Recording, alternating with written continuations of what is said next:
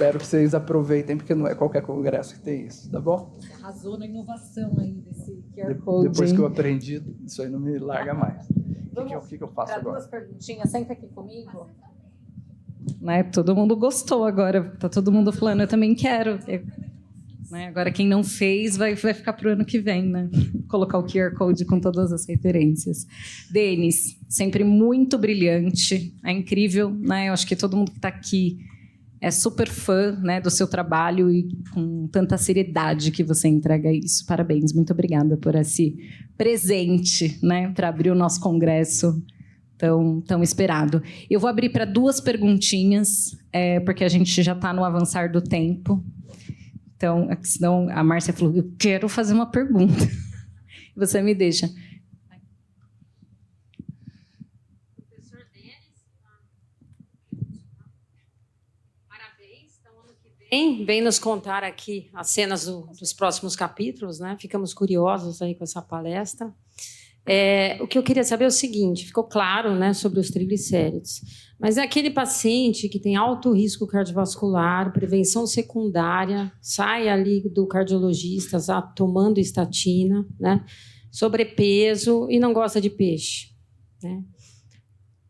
Tenho que suplementar ou não? Tem alguma evidência? Olha, é pergunta que me incomoda, no bom sentido. Mas por que ela incomoda? Porque o problema sou eu, tá? Eu sou nutri-raiz demais. Então, assim, eu acho que a gente consegue, eu sou muito convencido que a gente consegue resolver as coisas na comida. Agora, se a pessoa não gosta, é uma outra história. A gente não passa por aí. Tem a cápsula? Tem. Qual é o lance da cápsula? A cápsula, ainda bem que ela existe, ela é um instrumento nutricional. É que nem falar NAN, né? O NAN, o leite, né? A fórmula, leite não, a fórmula. Ainda bem que existe. Porque tem gente que não consegue, só nesses casos. Aí é uma outra história. Então, a gente pode olhar todo esse resto como um instrumental. Então, assim, nesse caso, assim, agora, a questão é como é que você tem certeza daquilo que você está comprando? Porque essa lenda urbana de que pega a cápsula, põe no freezer, se ela congelar, ela é qualquer outra gordura, e não é. Isso é fake, isso não funciona. Tá? Então, é a Anvisa. A Anvisa, coitada da Anvisa, ela não dá conta de tanto desvio em tudo que a gente tem. Isso não é um problema brasileiro. Isso é problema de África do Sul. Isso é problema de França. Tá? Esses países que eu estou falando têm artigos que mostram o grau de fraude. Ômega 3 é o produto mais fraudado do mundo, depois do whey protein. Tá? Sai. Então, é assim... Aí você entende por que eu defendo a questão da alimentação? Porque no alimento ninguém te engana. Agora, quando fala peixe, peraí, mas a gente está falando do filé? Quem falou que o filé te dá ômega 3? Ele tem ômega 3, mas não é uma carne magra, não é por isso que a gente prescreve peixe? Porque é uma carne magra, você não tem que inventar 1000 receitas para fazer aquele salmão ficar molhadinho, porque o negócio é seco pra caramba. Então, não está no filé, tá no peixe, mas não nas partes que nós comemos, porque está nas vísceras. Então, eu sempre faço a recomendação da sardinha em lata e do atum em lata, porque fragmentos das vísceras estão no meio e aumenta, chega até 40% de EPA e DHA ali nessas coisas simples. E a provocação que eu faço, provocação mesmo, mas é comida de pobre. Você tem coragem de prescrever para o seu paciente? É claro que isso é uma provocação. Por quê? Porque eu estou olhando para o meu paciente do consultório, eu estou olhando para o paciente do SUS. Então, a gente está olhando para quê? Não importa quem, eu tenho que olhar para todo mundo. Então, assim, se ficar só na cápsula, às vezes a gente impõe a compra de uma cápsula ou de um produto por alguém que não pode. Se puder, tudo bem. Então, e às vezes você cerceia aquele que está no consultório, porque você acha que ele pode, você cerceia ele das outras opções, porque são simples, mas ninguém deu para ele.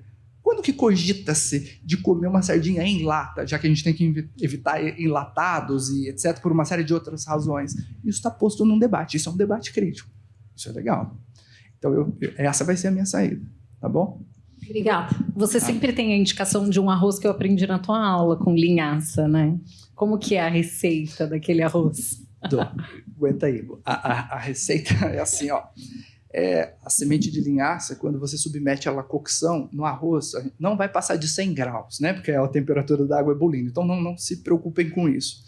Quando a gente cozinha no arroz, então é um quarto da medida do arroz é como semente de linhaça. Quando ela cozinha junto, os poros dela abrem. Então, ela libera um pouco do ácido graxo que tem ali dentro. Mas como ela cozinhou e ficou macio, a gente consegue destruir pela mastigação muito mais do que se ela tivesse crua. Então, você aumenta a quantidade de ômega 3, é o alfa-linolênico, mas desse ponto de vista... não importa, né? Está na sua alimentação. Então, ele é um precursor de EPA e DHA. Ajuda? Lógico que ajuda. Então, a gente tem várias estratégias, né? Então, outra coisa, o óleo de soja. Não pode esquecer do óleo de soja, porque a gente discrimina o óleo de soja, isso não deveria ser discriminado. Aliás, ele está em 95%, ainda bem, 95% dos lares brasileiros, o óleo de soja é o único óleo que tem o equilíbrio perfeito entre ômega 6 e 3. 5 partes de ômega 6 para cada uma parte de ômega 3. O de canola, claro que é mais interessante, mas quando eu falo soja, eu estou falando de um acesso democrático, tá bom? Agora, quando eu falo linhaça, eu não democratizo tanto, eu desdemocratizo totalmente se eu estiver falando do óleo, mas se eu falo da semente, eu volto a democratizar, porque a semente é barata, o óleo não é barato. E a gente não precisa do óleo, você precisa de estratégias de acessar aquele óleo. Quer bater a semente e usar o pó? Pode, desde que você tenha cuidado com isso, né? Guardando ele na geladeira e etc. Mas você pode. Então, você acessou o germen, tá ok. Denis. Última pergunta. Bom, parabéns pela sua aula. Eu gostaria de perguntar a sua experiência com óleo de chia, se você já avaliou essa questão do ômega, né? Porque eu tive contato com um produtor recentemente. E é bem interessante a quantidade comparada, que assim, é um produto que acaba sendo residual, que eles fazem farinha e outras coisas. E aí ele comentou sobre isso e eu fui avaliar e eu achei bem interessante. Gostaria de saber se você já teve contato com o produto como alimento, se você acha interessante. Eu acho super. É o seguinte, olha, vamos pegar a linhaça dourada. Vou começar pela linhaça dourada. Ela tem 50% de alfa-linolênico. Então, 50% do óleo é ômega 3. É alfa-linolênico, sempre que a gente está falando que é vegetal. 50%. Quando a gente vai para a linhaça marrom, vai para 58%. Quando você vai para a chia, você vai para 60%. A diferença é pouquinha. Então, a gente tem um monte de coisas que são abundantes em ômega, né? De origem vegetal. Tem um outro que vocês fiquem sabendo também, que chama EQ1. Essa é uma semente também que contém um ômega 3 de origem vegetal e uma grande concentração, tá bom? Nova e mais ou menos nova aí no pedaço, tá? É alimento que vira e mexe, a gente vai redescobrindo essas coisas históricas quase, tá bom? E aí deixa de ser histórico e vira contemporâneo. Obrigado. Tô nervoso, tá? Fiquei, não dá para esconder, mas valeu. É o que eu tenho para dizer. Me perdoem, próximo eu tento relaxar. Não tinha café. Denis, mais uma vez, muito obrigada e eu dou por encerrada essa mesa. Obrigado.